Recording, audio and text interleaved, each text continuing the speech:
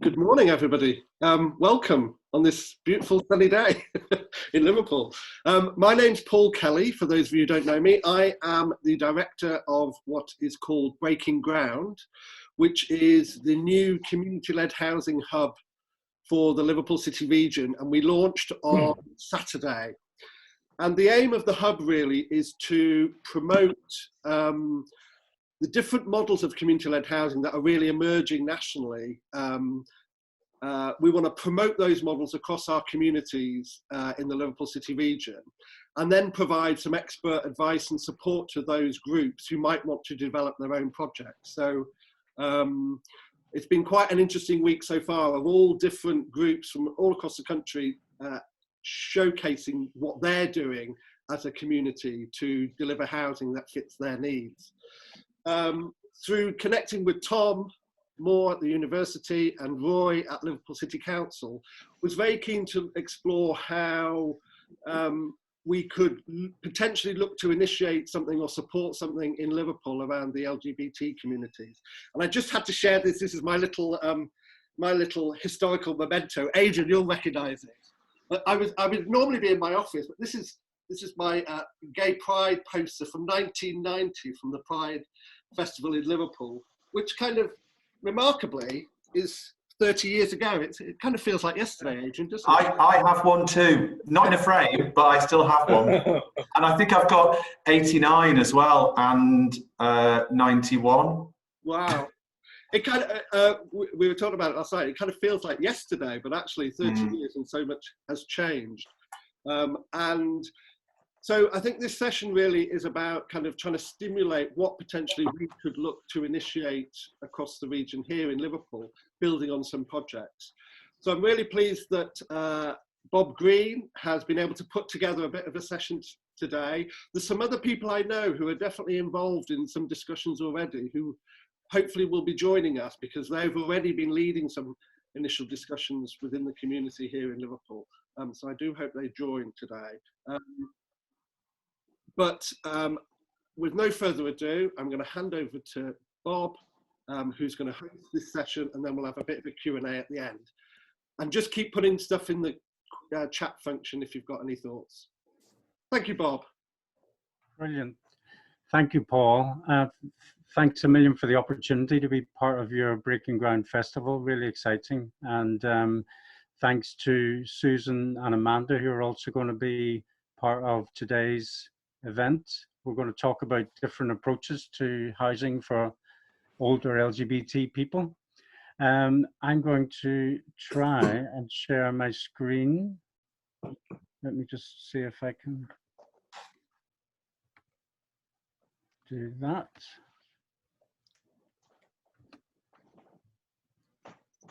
Everybody see that all right? Yeah. Thumbs up. Okie doke. Okay, so I'm going to, first of all, just talk a bit about, where I'm from. Paul mentioned about, the 1980s and 90s and feeling like yesterday. I've been working around housing for the last, 30 years, around that since about 1990. And it does feel like yesterday. We have, well, I've had the great pleasure of working in different organizations. At the minute, I'm working with the LGBT Foundation on the Manchester LGBT Extra Care Scheme. But before I talk about that, and we hear from Amanda and Susan about other projects, I want just to talk a little bit about why we're doing it and why it's important to be doing LGBT housing. Well, first of all, it's because lesbian, gay men, bisexual and transgender people are more likely to be homeless, first of all. There's different bits of research around the country and in the US, which shows young people being forced out of home and the experiences of homelessness, but also the rate of hate crime, homophobia, biphobia and transphobia that people experience.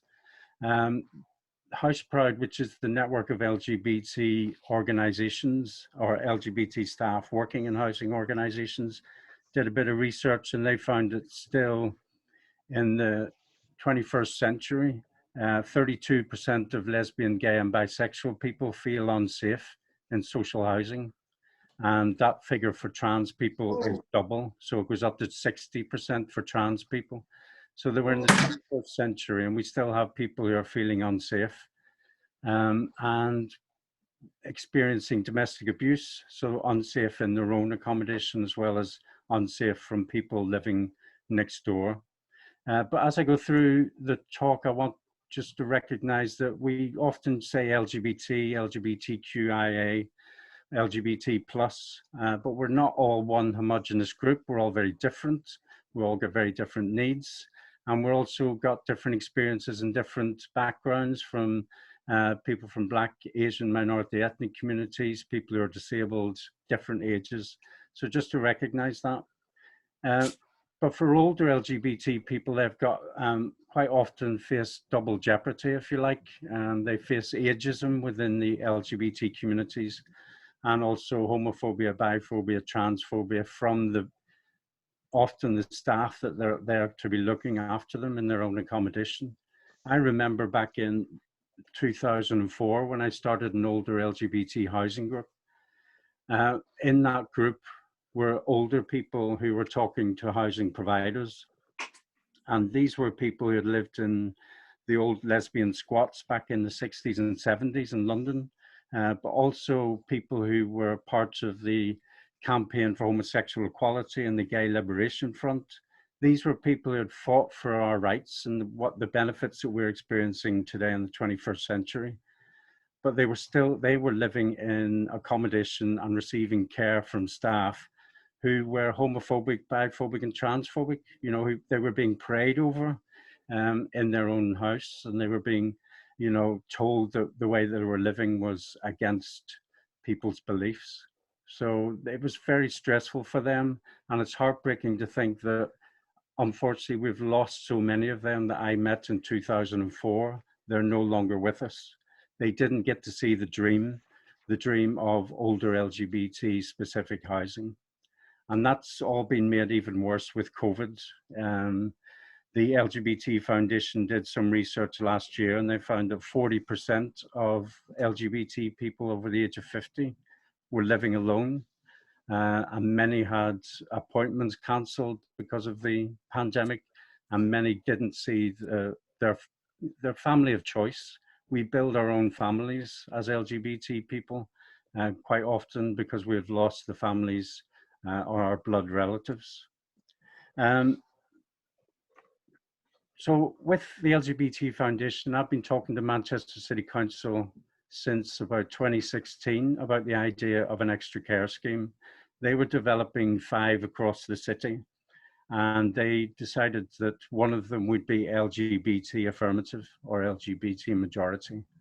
And it's with great delight that in 2021, we're still talking about that, despite the pandemic and Brexit and the financial situation that councils are under. Manchester City Council is still going for the idea.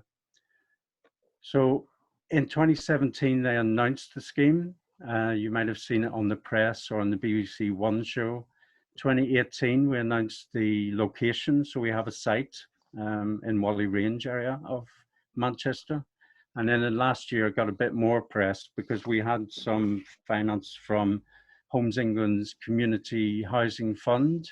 So the LGBT Foundation were lucky enough to get some money to help us do a bit of research. And we carried out a survey, and thanks to Tonic, which I'll talk a bit about later, and Stonewall Housing and Opening Doors London, we built on the survey that they carried out in 2019, and we did ours last summer. We had about 300, well, we did have 349 responses. 76% came from Greater Manchester and 49% over the age of 55. Very fortunate because our scheme's in Manchester and it's for the over 55s. We talked about, or we asked about a range of topics to inform what we want the scheme to look like. We wanted to know what people's financial situation was, and we wanted to know what their future hopes and anxieties were. This really was quite shocking, I think, for a lot of people who read the survey. And you can read the report on the LGBT Foundation website. But we had 20% of people had no savings whatsoever. And we had, it was 21% earned less than £1,000 a month. Quite often people say or talk about the pink pound, and they think that the LGBT communities are very rich and live in penthouses, but that's not the case for all of our communities. There's the very extremes. There are some people with, you know, equity of over £300,000, but there are other people with nothing. And our scheme needs to recognise that and cater for all of our communities. The future, 81% had no financial provision for their retirement other than a pension. And the pension value, 66% was under £20,000 a year. So again, we need to recognise that there's quite a lot of anxiety about people as they get older, how they're going to pay for their care. And the right-hand bottom corner of this actually flags up that 74% of people didn't know how they would pay for that care, and 43% didn't know where they were going to get their support in the future. So there's a need for the extra care scheme, and there's a need to cater for different tenures. So we have 39% of people who don't own their home, but other people who do. So we need to offer the choice within our scheme. And it's great to know that there are a number of people who want to move. There are some people who don't want to move, and that's why we're also working with Manchester City Council about how do we improve care services, not just in the care scheme, but in other people's accommodation. We asked what people wanted in the scheme, and this was fascinating. 50% of people want an LGBT provider. And if it's not that, then 33% want the provider to have some sort of accreditation. So we need to be working with providers to improve how staff are aware of LGBT housing and care needs. But I think the thing that stood out for me was that only 33% of people wanted adaptations in their accommodation. When people were answering the survey, they were very clear that they didn't want an extra care scheme that sped up their vulnerability. The whole point of it was to increase people's independence and also not to cut them off from the community. They want faith groups to come in and visit. They want young people to come in and visit. They don't want this gated community where it's a ghetto and nobody can come in and nobody can come out. And this was the shocking quote on the right-hand side, and I'll read it out because there was somebody who responded to the survey and they said that they do not want to sink into the world of heteronormative old people's homes. They visited those places with their work and they truly would rather be dead than in the living death that those places encompass. So this is quite a stark reminder about why we're doing the scheme. We want to celebrate LGBT people's identities and we want a place where people can feel safe. And it's not just this scheme, you know, 51% would feel uncomfortable living in non-LGBT accommodations. So we need to be thinking of a range of options. And that's why it's great Amanda and Susan will be talking about other options that are happening across the country. Because 89% of people who responded want more housing options, and they also want more events, and they want more community spaces. Because when I talk to older LGBT people now, you know, I warn them that this scheme may not be open for another 2 or 3 years. And it's heartbreaking because a lot of them are saying, I mean, even one today said that he would be soldiering on where he's living at the moment. He's experiencing still homophobic abuse, but he will soldier on until we open our accommodation. And other people are saying that they're going spare with the loneliness that the pandemic's enforced upon them. So it's really important to be thinking about specific housing for our communities. We did the survey, but we're also doing other things. We're doing focus groups. We've done one for people living with HIV. We're doing one for people of color, Black, Asian, minority ethnic people. We're doing one for trans and non-binary people, because there wasn't an overwhelming number of people from those groups who answered the survey. We've set up a community steering group, and this will help inform the design of the scheme and what services are going to be in the scheme. And we're hoping that eventually they will play a huge role in the governance of the scheme. I was lucky to visit some schemes in America, and unfortunately one of the schemes there is no longer badged as an LGBT friendly scheme because the managing agent didn't monitor the allocations of the scheme, didn't monitor the number of LGBT people in the scheme, so they were now in a minority. So they have lost that identity of an LGBT scheme. We've got a development partner, which we'll be announcing shortly, and we'll also be launching our learning toolkit, which is just tracking how we've got to where we are today. And we will update that over the next 2 or 3 years as we do more work on design and how we build it and how the community are engaged in the design and the build. If you want more information, we've got a mailing list and we're keeping people up to date. And there's Sophie Meagher's email address. Get in touch with Sophie and get on the list. But we're not the only show in town, thankfully. LGBT people at the moment have got no specific community-led housing projects for older people in the country. There's nothing. If an older LGBT person wanted housing in the UK, they wouldn't have any. We would have to go to Berlin or to the United States. There are so many groups now starting something, and it's exciting. Tonic in London have got something on the cards, which I believe they'll be announcing next week. Project Freedom Leeds, we're hearing from Susan and Craig. But first of all, I'll hand over to Amanda from London's older lesbian co-housing. And I'll stop sharing my screen.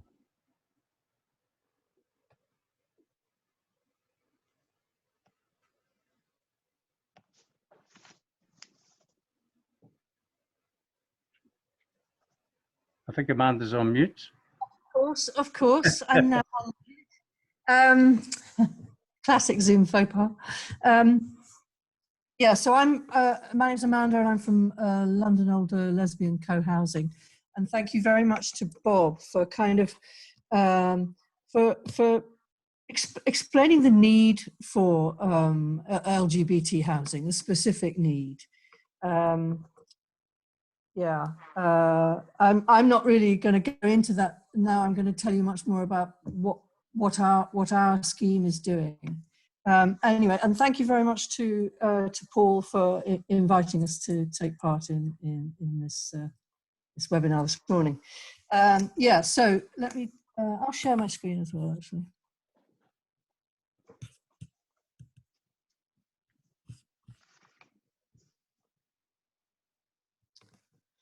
Okay, so the scheme briefly. It's a London-based scheme, and we are all Londoners at the moment. We are all over 50, and our ages range from 50 to 75, I think. And what we're planning is a mixed tenure development of 25 dwellings. 16 will be for outright private sale. 2 will be for shared ownership, possibly older persons shared ownership. And 7 flats will be available for rent at London affordable rents. And we're at the stage of applying for funding from the Greater London Authority's Community Housing Fund. So what makes this different from, I mean, there are, as Bob's outlined, there are various initiatives, LGBT initiatives at the moment within housing. I may have this wrong, but I think we might be the only user-led scheme. I'm yet to hear from Project Freedom, who might put me right on that. So everybody who's involved in our scheme is hoping to be housed in the eventual scheme. Yeah. And if it happens, and I have every confidence that it will, we may well be the first LGBT scheme to come to fruition in the UK. So in a minute, I'll explain where we're at now. but I just wanted to give you a bit of history and background to our scheme. So the idea started back in 2016, but I'm sure it started long before that, because I know that I've been having conversations about what I'm going to do when I get older, you know, since I've been in my 20s, 30s actually, or 20s maybe not. I kind of in my 20s wasn't sure that I would even make it to old age, but certainly since I've been in my 30s.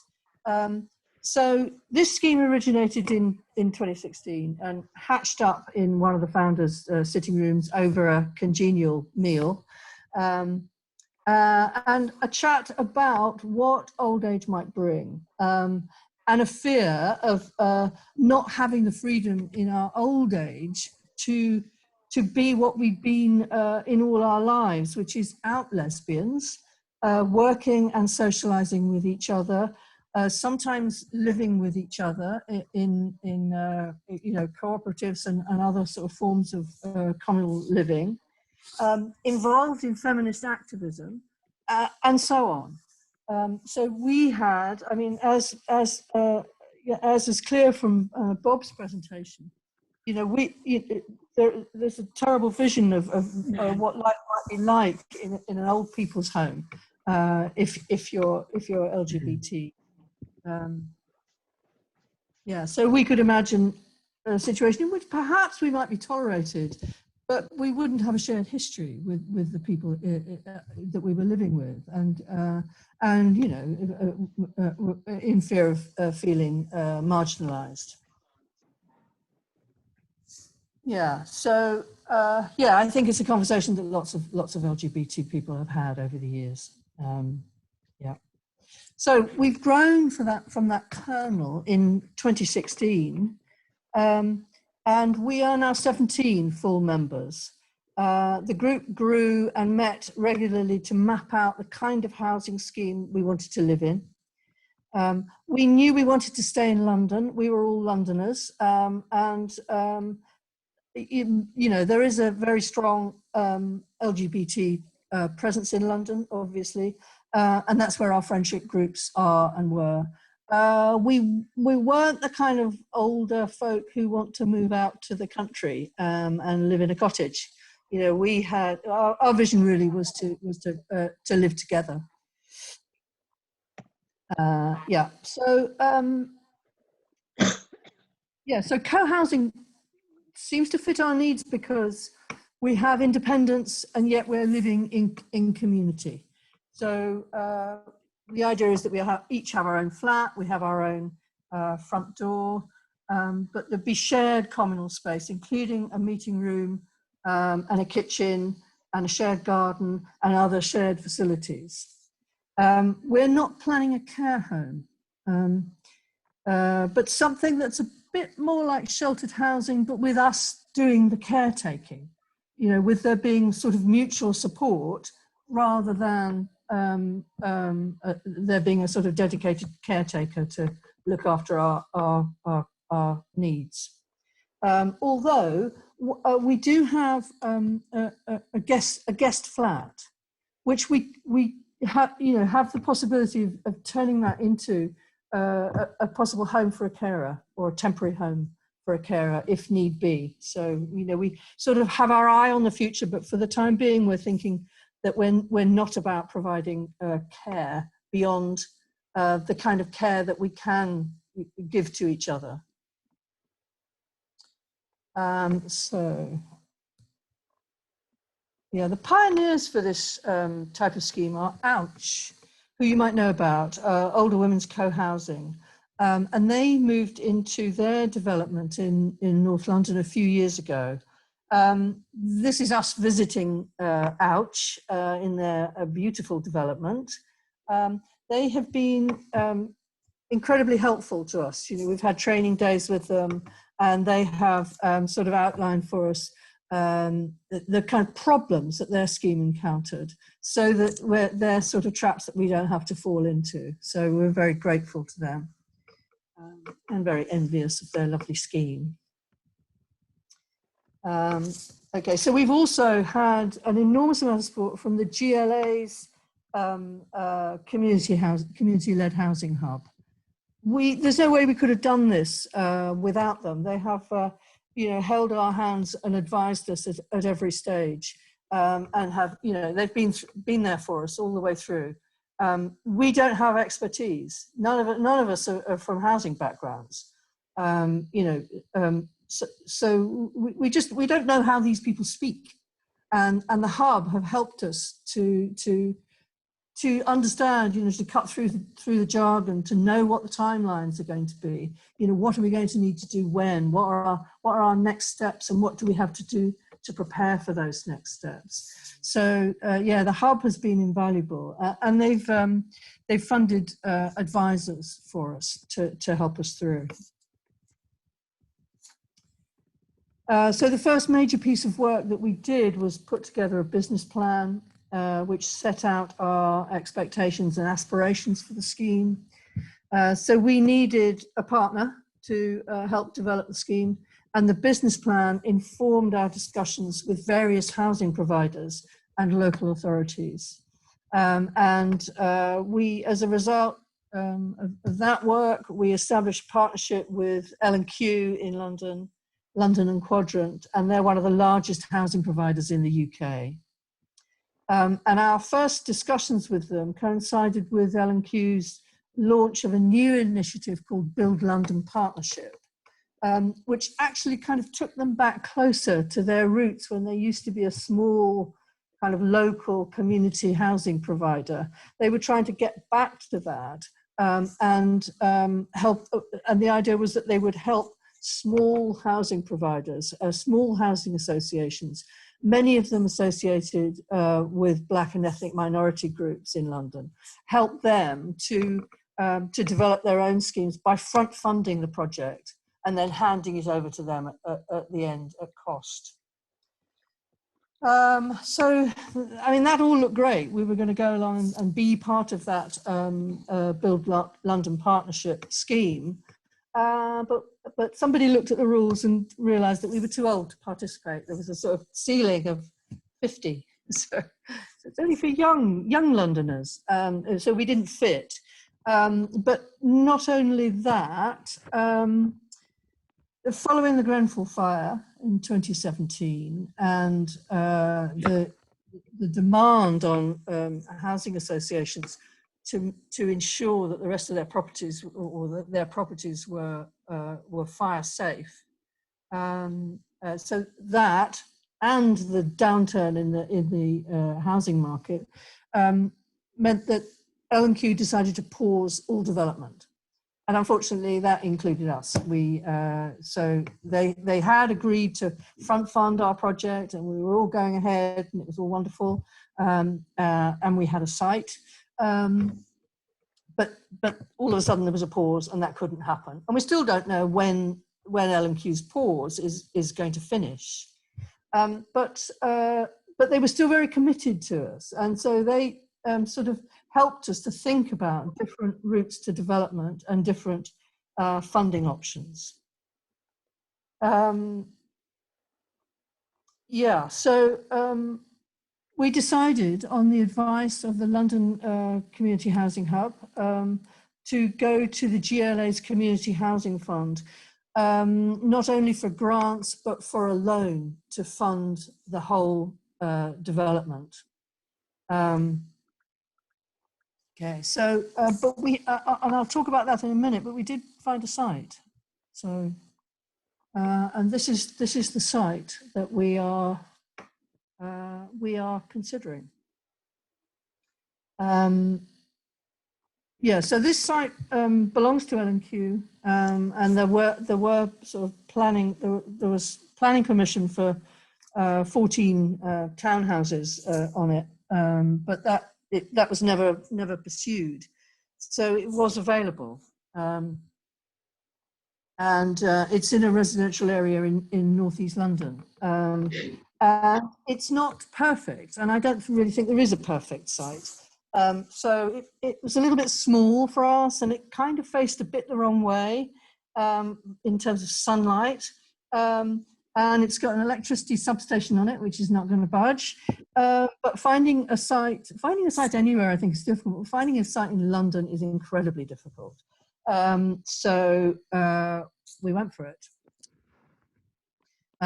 We met with the GLA. We had a meeting about kind of funding in principle in March, I think, last year. So they said they were interested in principle and we should come back when we knew exactly what we needed, and with everything kind of planned and costed, and they would see what they could do.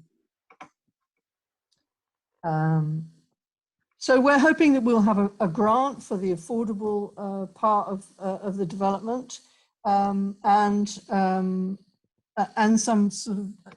some funding for the pre-planning, to pay our architects and other planning consultants up to pre-planning, and then this loan, a scarily large loan for the build itself. Yeah, so so we felt as if we had a kind of green light from the GLA, and so we have pressed on since then. And in I think June 2020, we appointed architects, and they carried out we invited two architecture firms to put together feasibility studies for us.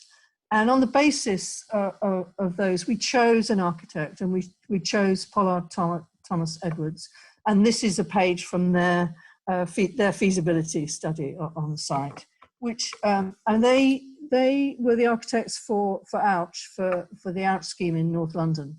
And a couple of these images are from Ouch, and there's a sketch of how they anticipate our scheme being.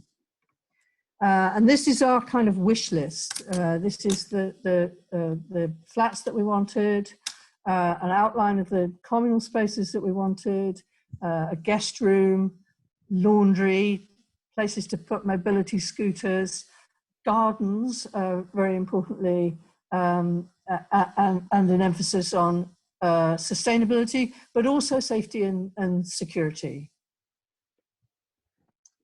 And then this is sort of slightly more of a plan rather than a sketch. And you can this is ground level. There's communal areas sort of in the centre of that of the street-facing block, and that's also the entrance, and that leads into the communal area, and then beyond that into the communal garden. And the flats are kind of around the communal garden. And these are the upper floors. So it's a 3-story building. So not all of it is up to 3 stories. Some of it is just up to 2 stories, so that light can get in and make our garden productive. Okay, so we have since done sort of detailed costings, working obviously very closely with L&Q. And we've also established a partnership with Women's Pioneer Housing in London, and they are going to buy the leaseholds of the rental properties and the leaseholds of the shared ownership properties, and they're going to manage those. L&Q didn't. We're too tiny for L&Q to manage. But Women's Pioneer Housing is a small housing provider whose kind of ethos is very like our own. We're a nice match for each other, and so they're going to look after the affordable element of the scheme. Yeah. So tomorrow we have a top-level meeting with the GLA. In which we will kind of set out our wares and ask the GLA to fund us. And this, I imagine, will be the first of several meetings. Yeah, so we're asking for a lot of money. We're asking for just over 5 million as a loan to do this scheme. And, you know, I hope we'll get an answer in the next month or so. And our work with the London Community-Led Housing Hub sort of encourages us to think that we do actually have a good chance of being successful with this bid. So wait and see on that. So if and when that funding is agreed, then we go full steam ahead with the architects, and we're working with the architects in co-production. So we'll have a series of workshops, design workshops with the architects, you know, so that we're completely involved in the design. And in fact, we're working out a co-production charter with L&Q and Women's Pioneer Housing as well, so that we ensure that we have a say all the way through the scheme. Yeah. So if all goes to plan, the build should be complete by December 2024, and we will start moving in from January 2025. That's the plan. Let's hope so. There are still hurdles in between, obviously, not just funding, but there is the tricky area of nomination rights. You know, this site is in Waltham Forest. I think one or two of us are from Waltham Forest, but we're pan-London, you know, we're from all over London. So there is an issue with the rentals about us securing nomination rights. So that's a discussion to have with Waltham Forest, and that's that's going to be a tricky one, I think. Yeah. So before I finish.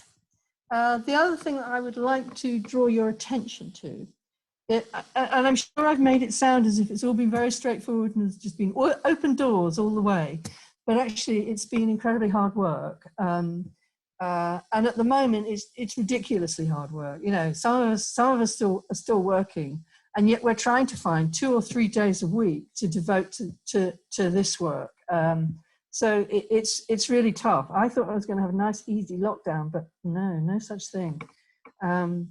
Yeah. So, and it's been a really steep learning curve as well. We're coming from knowing nothing to knowing actually quite a lot now. And I hope that, you know, once this intense period of activity is kind of done, and I'm sure there'll be others, that we can start to share our knowledge in a more kind of systematic way. Yeah, so this is what we look like in one of our happier Zoom meetings. They're not all like this, but we do work by consensus. We do try and you know, so that everybody agrees with what we're doing. And I should just point out that we are looking for new members. So we were encouraged to kind of keep our membership reasonably small, not full, not the amount of people who are actually going to move in, so that it would make the decision-making process easier. So we've had a hiatus on broad recruitment for the last year, 18 months. We've been actively encouraging Black and ethnic minority women to join us, and so I think this Zoom image is from, well, whenever. We do now have quite a few members from Black and ethnic minority communities, and we're very, very pleased about that. You know, it was a small group of white women who started this idea, and we've managed to sort of extend it to a wider and slightly more diverse community. So we're looking for new members, but you have to be London-based, I'm afraid, because it's GLA funding that's going to fund the whole thing. So basically, if you're a lesbian, over 50, and live in London, please get in touch. And I have put get in touch through our website, and I put that in the chat. So that's it. Thanks. Brilliant. Thanks, Amanda. Excellent. We'll take all questions at the end, but we'll hand over now to Susan and Craig. Hi, I'm Susan Phillips from Leeds. And I'm Craig Burton. Hi, sorry, Susan. I wanted you to say hello so people can see you. Hello. You'll only pop up when you speak. Oh, hello, everybody. Morning. Bonjour. Yeah, and we have a colleague, Jane, here as well. Yeah, so inspiring to hear what's going on in Manchester and London. We're not quite so far ahead at the moment. You know, the fact that you've both got land and commitment from partners to get going, it's absolutely great. It's really inspiring for us. So Project Freedom in Leeds, I'll just give you a little bit of history. Maybe 4 or 5 years ago, really, the inspiration, the person who sort of got it all. Hello. Hiya, you all right? Okay, was Anna Clifford, who was working at the time as a commissioner for Leeds City Council of older people's housing and care. And she was just like, we've got to do something for the LGBT community in Leeds. So she and I got together, and then various other people joined, and we spent a bit of time talking about it. And really, it's only in the last year to 18 months that we've managed to feel like we're getting somewhere. So people just need to be aware that these things take a lot of time. And I think Amanda probably didn't give enough emphasis to how many hurdles you have to overcome and all the different things that you have to think through. It is amazingly complicated. So we did some local focus groups, and our sort of vision of what we want to do grew out of the contributions that the LGBT community in Leeds made. And we also had some background because the City Council and local foundation had funded a mapping exercise of LGBT organisations in Leeds, what the resources were and what the gaps were. And 2 gaps that we latched onto that came out of that were the housing needs, and that we don't have any kind of LGBT community space in Leeds, dedicated space. So our vision is massive. I'm only going to talk really about the housing side of it today, but we're also looking, you know, Project Freedom is also looking to do other things, including some kind of centre. So a year ago, we got formally constituted, but it was the very basic sort of organisational structure. And we're now working on, we're getting legal advice, again, some Homes England funding, and looking to incorporate in whatever is going to be the best way for the future. And there isn't an easy model to just take off the hook for the different things that you want to do. I should say in Leeds we have one of the regional organisations that's supporting community-led housing. So Leeds Community Homes has given us an enormous amount of support, and anybody in the region who wants to do co-housing should use them because they know what they're talking about. So we have a group of about 8 on our committee and another 8 to 10 volunteers, but that's across the housing side, which we call Pride of Place Living, and the community, the sort of space side, which we call Pride of Place Centre. So it's a lot of work, as Amanda said, and several of us are retired, but we're working 3 or 4 days a week on this. It's how it goes. So we're aiming for a LGBT, completely LGBT housing development, and we're looking at it being multi-generational. So it's planned to be about 70 units. So it's quite a big scheme. And Amanda's was quite right. Those of us involved aren't necessarily planning on living there. It's not resident-led, but it is community-led. And one of our main principles is the whole idea of keeping as much control as possible over how it works so that we can be 100% LGBT.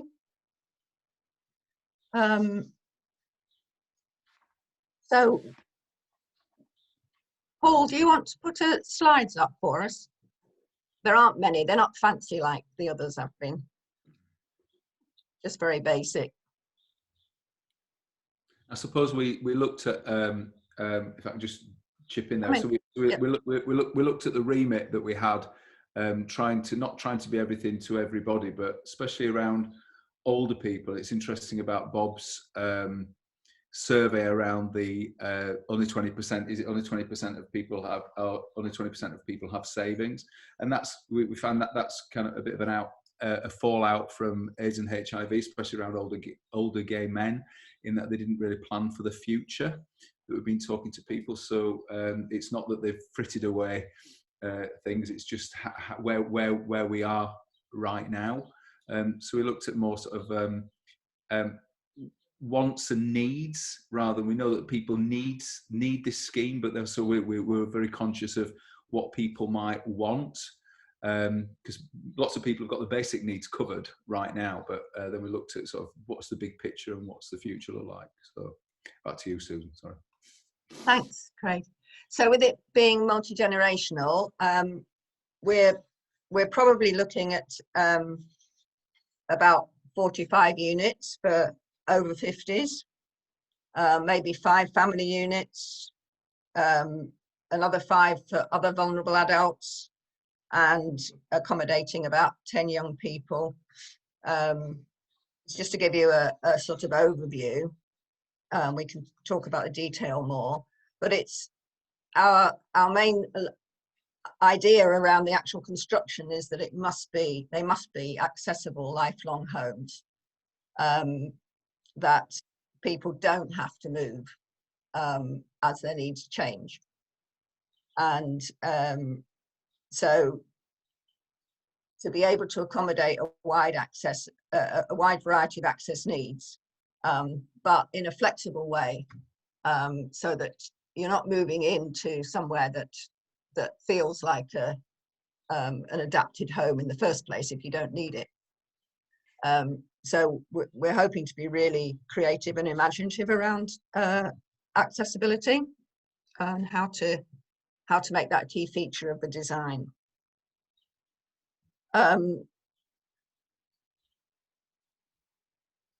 Yeah, so you want to move down to the next bit, thank you. So you'll see we've got accessible, build, care. Look, ABC. Oh, aren't we clever? And did you know that LGBT, we interpret that as let's get building together. LGBT, let's get building together. So yeah, we like doing those sort of things. Yeah, so the build would be for a diverse range of LGBT people, some, mostly self-contained units, some shared accommodation, some with extra care facilities, and we're also looking at a temporary crisis housing, a shared unit for maybe four people in homeless situation.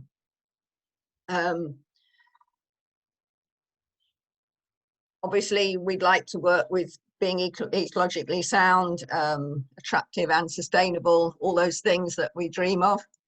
But most of all, creating communal spaces that enable a good interaction between residents, and as well as having collaboration with the wider community. So that was really why we're hoping, our aspiration is to be within city centre, because the whole of the south side of the river in Leeds is intended, the City Council's plan is that it's intended to be residential development, and park park would be nice. And we thought that being city centre based would give good access for visitors and other members of the community, so that it's quite an open environment. And if we manage to get the centre off the ground, if that can be integrated or at least connected with the housing development, then that would give people a sense of being connected with the community. Did you want to say anything else about the build bit, Craig? The build bit is it's for the survey that we're doing at the moment is all about what people really would like things to look like. Would they be proud to live there? Would it be something that would encourage and foster multi-generational support? So that where our plan really is about community, and to pull people together, you know, a place where they'd like to be. Also, yeah, I suppose that's it on build. I think care. I've got some stuff to say on care later on, but that's all about build.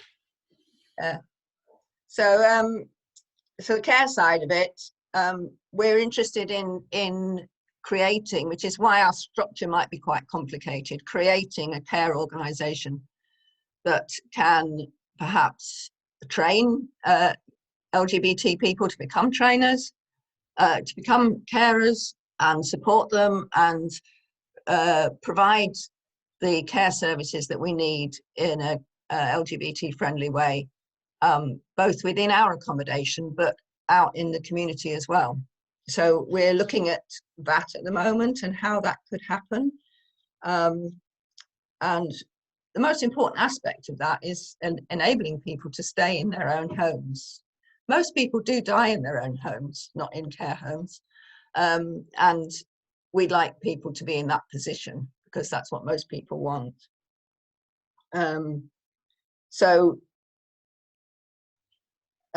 I've been involved myself with a project in Leeds, delivering LGBT awareness training, I suppose you'd call it, to staff in care homes.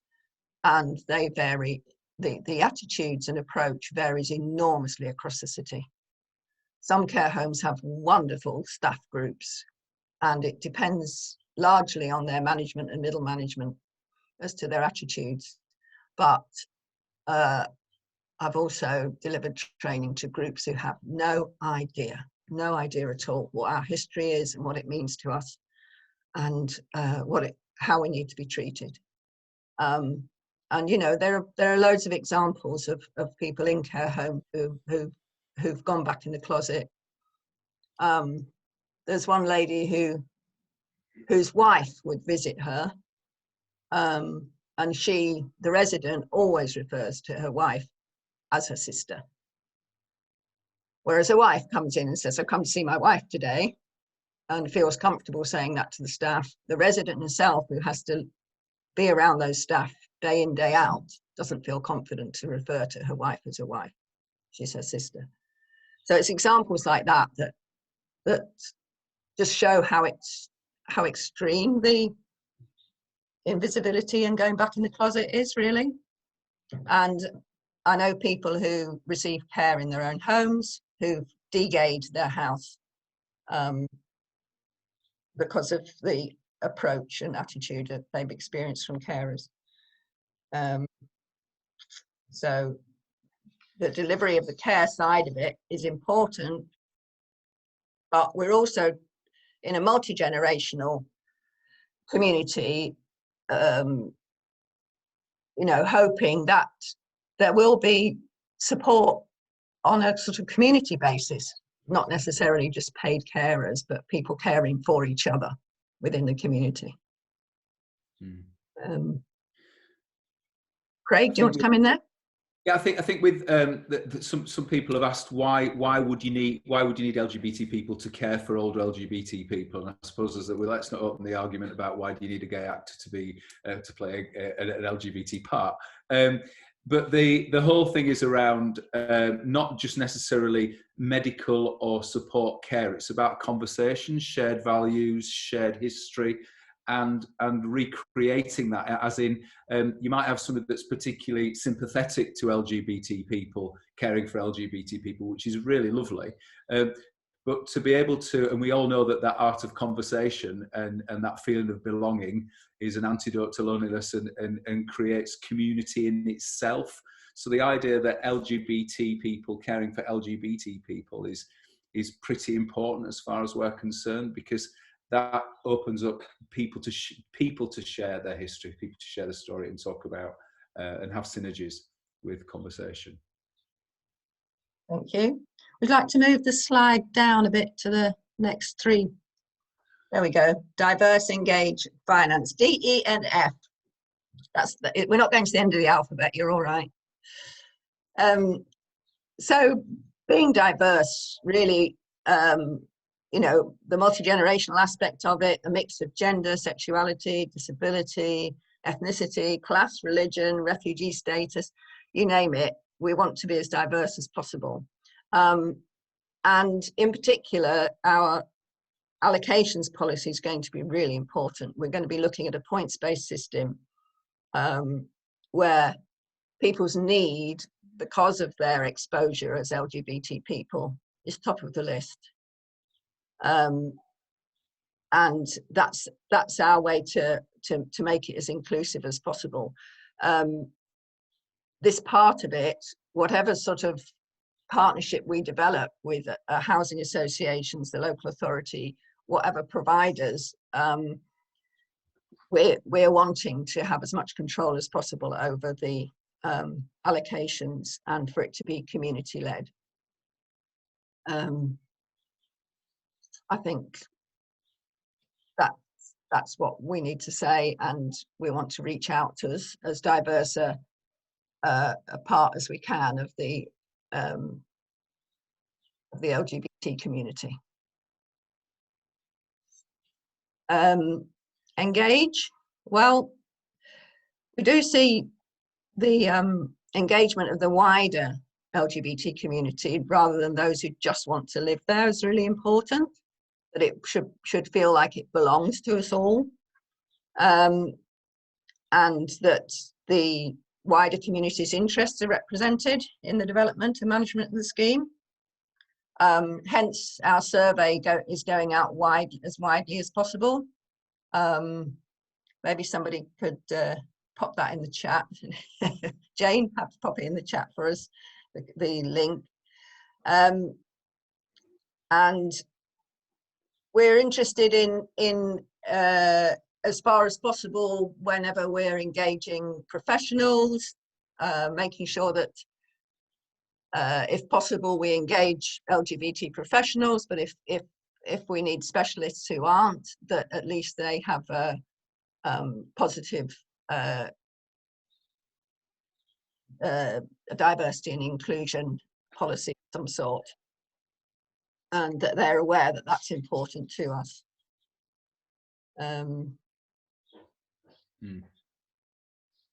And within the residential community, eventually also that there be a like Amanda, we're looking at trying to work by everybody agreeing everything all the time, which is hard work. And obviously, you know, we're not going to be able to have committees of 70 if we've got 70 units of maybe 120 residents, but there will be full representation, and we'll work towards consensus whenever possible. Craig, do you want to add anything on engagement? Yeah, I think just one small thing that we so to engage and to get to the communities that we need to get to. Sometimes we often find, especially with LGBT groups and organisations, in that we're preaching to the converted a lot, and sometimes and often the people Bob talked about the invisibility of some of the people. So one of the challenges we have is to really get deep into the community, and that's where we're looking for the survey that we're putting out. We want to try and really get to the bottom of where we are, and it's that whole engagement that often lots of the older people. I'm kind of the fierce support of older people. I've founded something called Friends of Dorothy and Silver Pride, and that's around lots of older people are maybe suspicious because of their history, suspicious of local governments, suspicious of the political system and being involved in things like that. So the idea that we are independent and getting that across to people seems to engage people better, in that we are a community for a community. So thank you. And then the last heading we've got there is F for finance. And like the London Older Lesbians Cooperative, we're also looking at a variety of tenures. So owner occupied, but obviously only up to 95%, because we have to hold on to control of who it moves on to if people sell.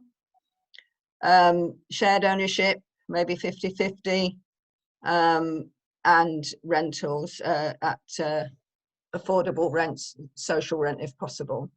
So that's all quite complicated, and we need to recognise the broad spectrum of people's incomes and wealth. You know, we have a lot. We do have a lot of single older LGBT people, particularly gay men and trans people, living in privately rented and council accommodation that is pretty poor quality in Leeds, and we want to make sure that our housing is somewhere that they could afford to live as well, and wanting members to be able to stay as long as possible, even if their financial circumstances change. So a lot of challenges in the financial side of it, and you're worried about borrowing 5 million, Amanda. We're going to be looking at more like 12 million. So and the rest. Yeah, and the rest. So it's going to be very challenging. So maybe about 30 leasehold properties, 20 shared ownership, and 20 rent. So quite a variety of things to mix and match, and I think that's going to be one of the big challenges for us. At the moment, we're working on our incorporation structurally to get the right legal structures in place, and we have also produced a prospectus which we've just recently sent out to a list of local housing associations in our search for a partner. And next week we're meeting with the key councillor in Leeds City Council to get the council behind us.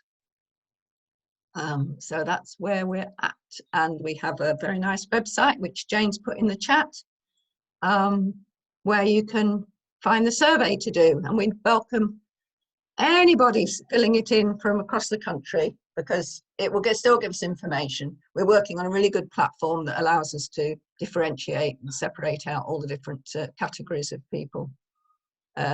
So please do go to projectfreedomleeds.com and find the survey and let your other LGBT contacts know about it, please. Thank you. Craig, do you want to come in on anything more for now, or should we wait for questions? We could wait for questions. Something that we've discussed recently is about equity release and legacy, and some of the older LGBT people that we know that. So we want to make it a really inclusive project where there might be people. We know that people, particularly lonely, isolated, living in huge old houses in 2 rooms, that would love to move for that whole security and that feeling of belonging and care.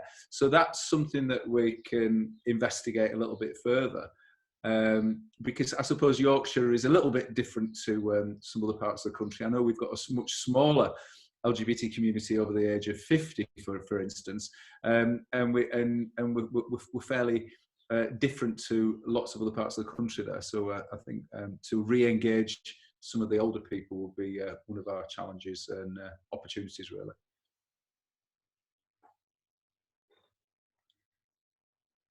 Thank you.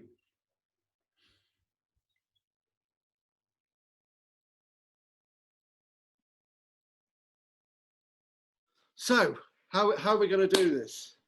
Comments, thoughts? Let's get the conversation going.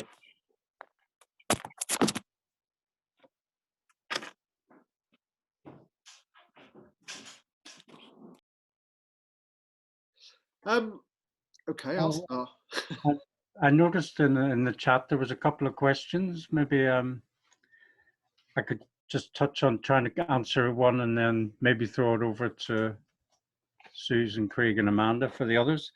Yeah, somebody mentioned there are cooperatives already in parts of Leeds and across the country which are naturally occurring to attracted gay men and lesbians to them.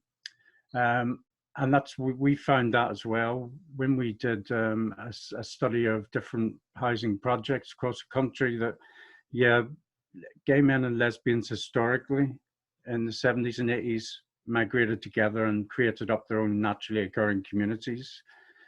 And now bisexual and trans people are doing the same, creating their own safe communities. So there's shared houses and cooperatives. And that's I think the challenge to housing organizations and to funders and local authorities is how to make that more strategic and to actually meet our community's needs rather than let it up to the communities to migrate together, and actually give power to those communities to do what London Older Lesbian Cohousing and what Project Freedom are doing, is creating. They need funding to do that. It just doesn't happen out of thin air. There was also somebody's asked a question about, and maybe I could throw this over to Amanda. They were asking about your governance structure.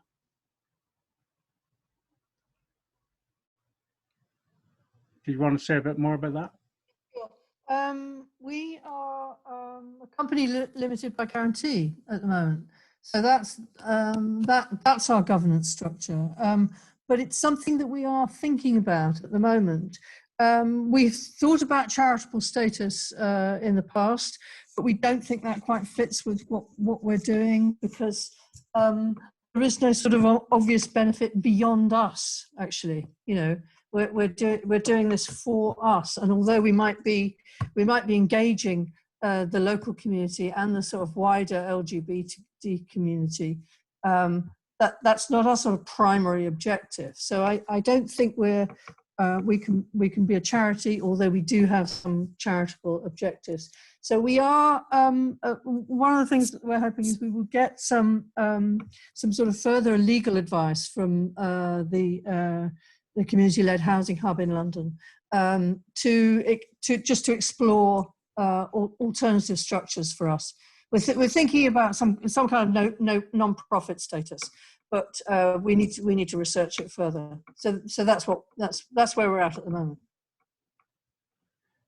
Yeah, and it's something that our LGBT Foundation in Manchester, a registered charity and company, we've set up this community steering group, and they will hopefully then take on that governance role when the project's open.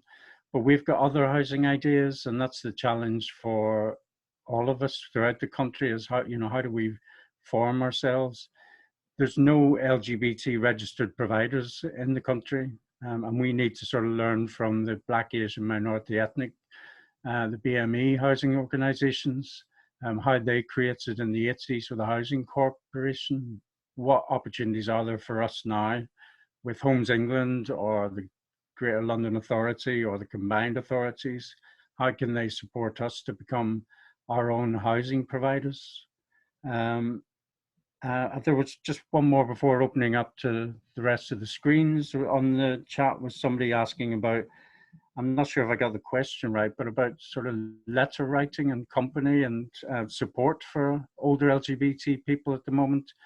And I know the LGBT Foundation's got what they're calling the Brew Buddies. So they have linked volunteers with older people, especially during the pandemic.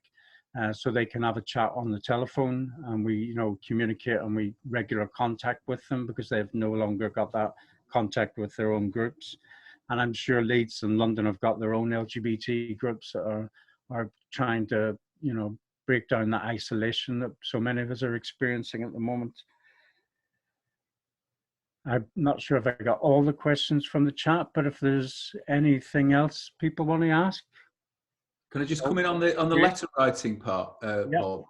We with the Silver Pride, we've been just communicating with. I've just on Sunday I've got a 14-year-old boy wants to write. He contacted me and wants to write to some older people, and that is just, you know, it's just so the sweetest, most wonderful thing. And that, to encourage that, and with Friends of Dorothy, we tried. We wanted to start that in at the beginning of lockdown, and I'm kicking myself that we didn't push harder, because sometimes these things, to get over the line, they take a little bit of work. It's hard work to do that, but there's so much in that for letter writing, because we struggle like anything getting people online, onto Zooms, onto face-to-face stuff, and they're the ones that really need the support the best. So we've got some ideas around that, so if anybody wants to get in touch with me. Absolutely. And Craig's Silver Pride last year, if anybody missed it, it was one of the highlights of the first lockdown. It was absolutely brilliant. And Miriam, wasn't it Miriam Margulies? She brought the house down. Yeah, she in fact she's a great friend of Silver Pride now. She sent me an email this week. She's in lockdown in Florence at the moment, in Tuscany. Must be terrible. Absolutely brilliant. I think is that Joe got a hand up, or is that Joe's icon?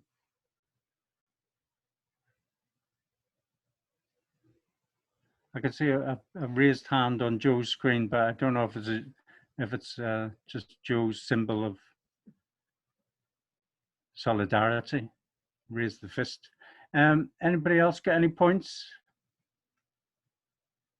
or any questions, comments? And oh, we've got Jane. Jane's. Yeah, sorry, I'm.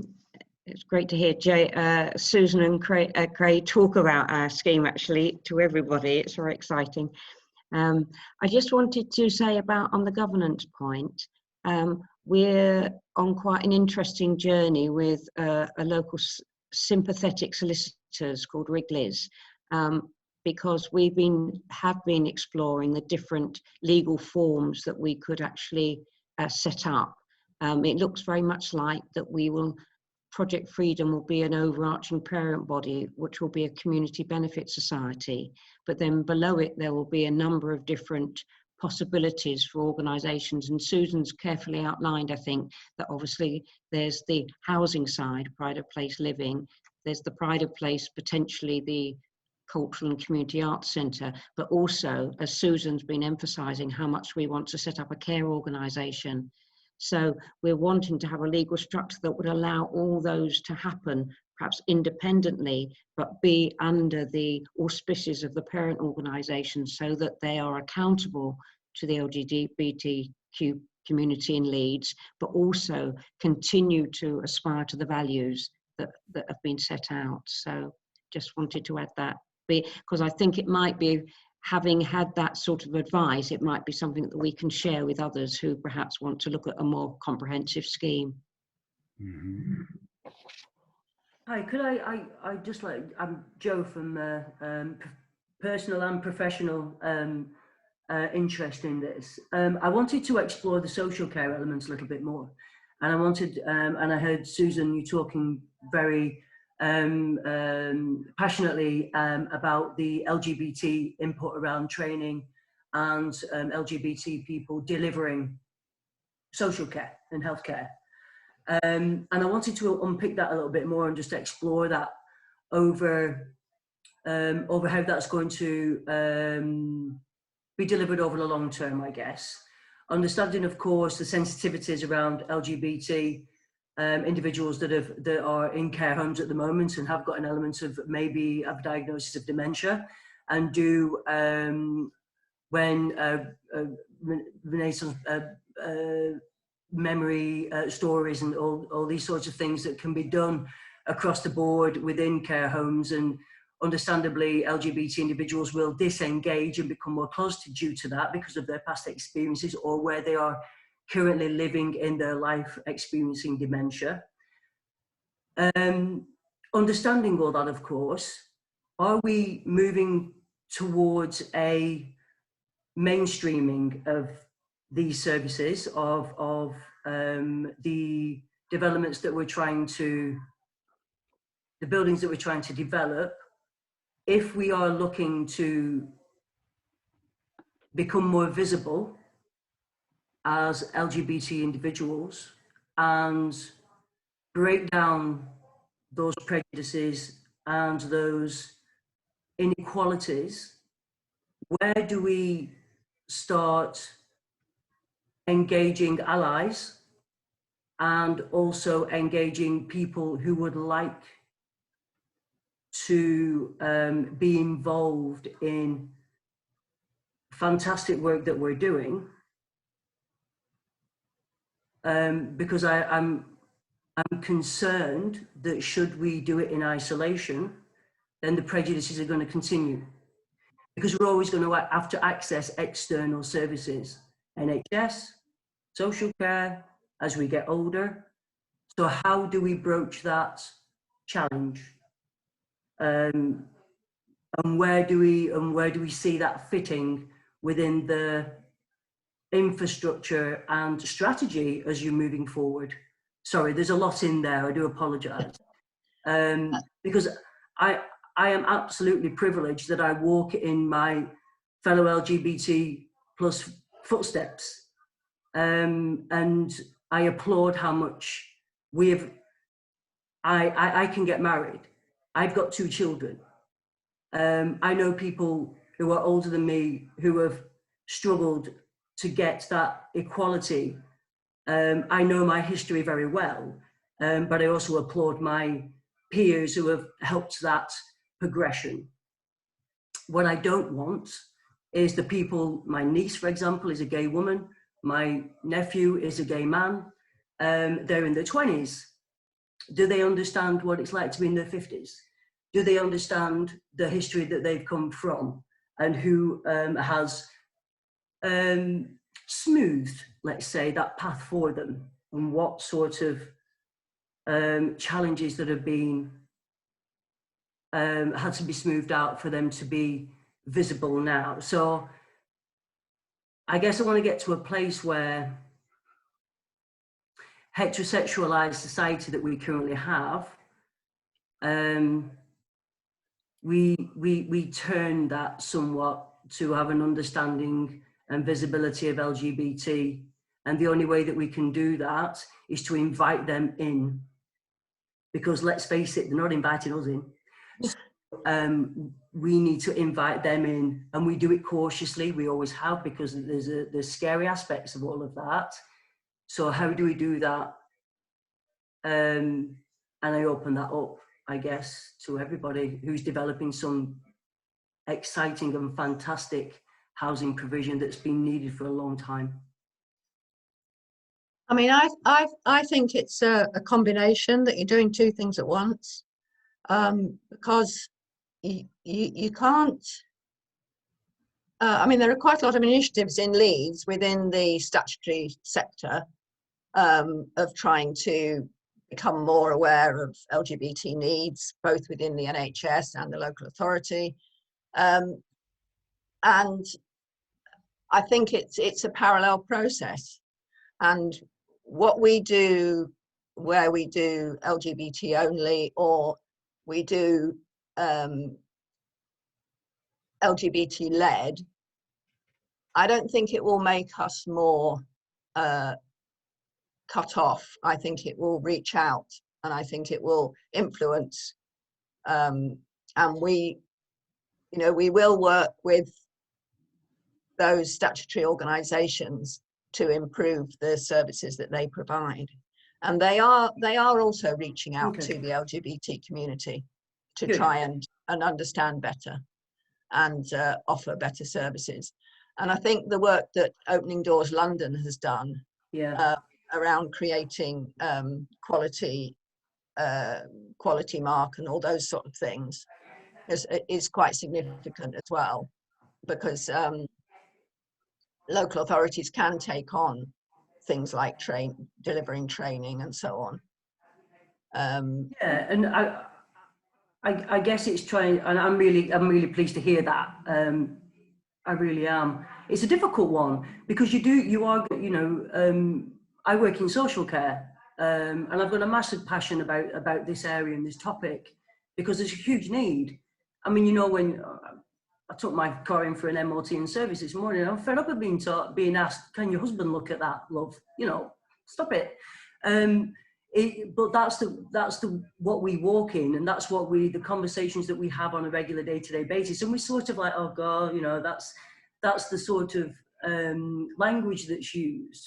So we have to be the orchestrators of all those conversations, and we have to say, which I'm pleased to hear, to say, actually, if you communicated this way, you'd get a lot more out of it, because, you know, and have a little bit more understanding and empathy, I guess, for where we are, because we're going to find, especially in dementia, we are working in incredibly challenging situations where people that have got dementias are, as you quite rightly say, are becoming closeted because they live in fear. Because in 1960s, 50s, 70s England, they could have been either incarcerated or they would have had their children taken off them if they were living as a straight woman in a heterosexual couple. So those fear factors are well and truly ingrained into this generation that we're trying to support in a positive way.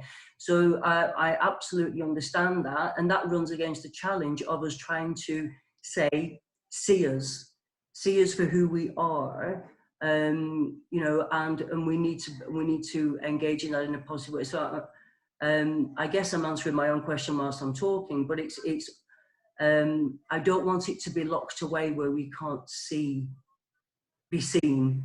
I've had conversations with my friends, as you are probably in your pub, when you're in your, you know, whenever. So we're all going to get a house together at some point, and, you know, get our own care staff in.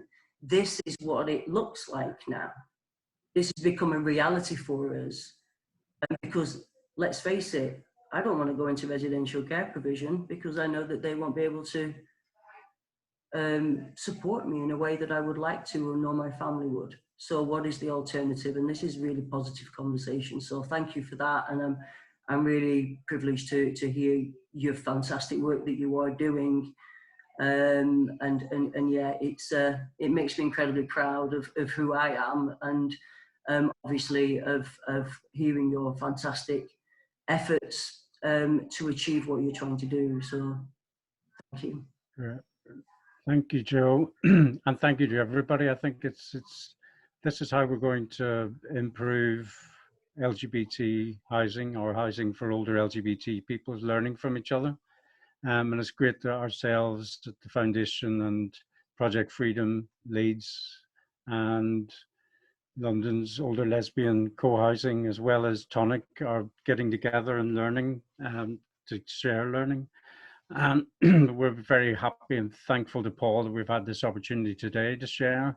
I guess it all starts with evidence and data and research. And somebody's mentioned on the chat about Casey Street research. Maybe somebody can dig that out. But also a shout out to Mariangela from World Habitat, who have got some great, did a great piece around LGBT housing. So have a look at that as well. There's a lot of information out there, and all it takes is some committed people to start talking about it and doing.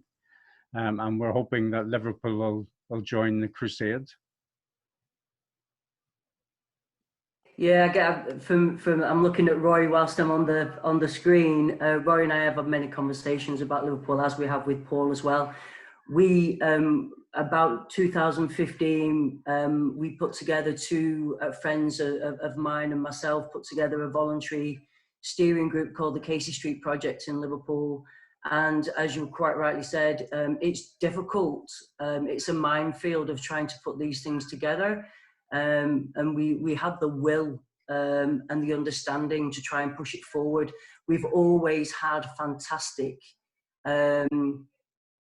partnership and backup from Liverpool City Council, and we've always had really good allies on board with the voluntary sectors within Liverpool and Merseyside to be able to support LGBT housing and social care, looking at that outreach provision as well. So we did do a consultation piece, which we got £10,000 from the Big Lottery to do. Yeah, we're still banging the drum in Liverpool, so hopefully we'll get there at some point. Great.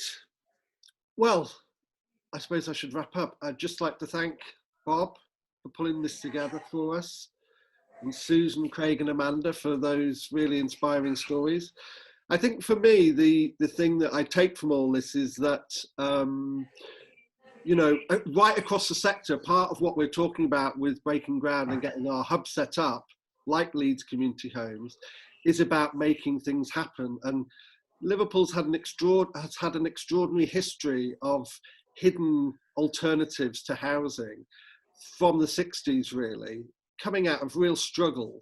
And our aim here is to try and embed these approaches. And we also, in some ways, are very fortunate. We have an extraordinary political situation right now going on in this city, particularly focusing on land. And we have lots of land. We have lots of potential. We have lots of buildings that we can do stuff with. And there's a growing political will to do things differently and much more transparently. So the Hub's mission over the next 2 years of funding we have is to really promote the potential and then get projects moving. Because I think one of the things we're kind of getting left behind, really, compared to some other parts of the country, is there's this enormous energy of communities of interest making and doing and creating their own decisions. And so, you know, we're having some great conversations with the Combined Authority about putting serious resources into this for whatever types of community wants to get housing moving, and bringing a new transparency to all this. So we have to make sure that the LGBT communities are part of that and actually get some stuff going. But today's been fantastic. I really, really appreciate your time and your patience of giving us your stories, because I think they're just fantastic. And we need to get projects like this moving in Liverpool, seriously moving. So thank you very much, everybody. Really appreciate your time today. Hope you enjoyed it. We will share the link for the recording. It's a glorious day here in Liverpool, and I hope it is where you are. So thank you very much. Over and out. Well done. Thank you. Thank you, Paul.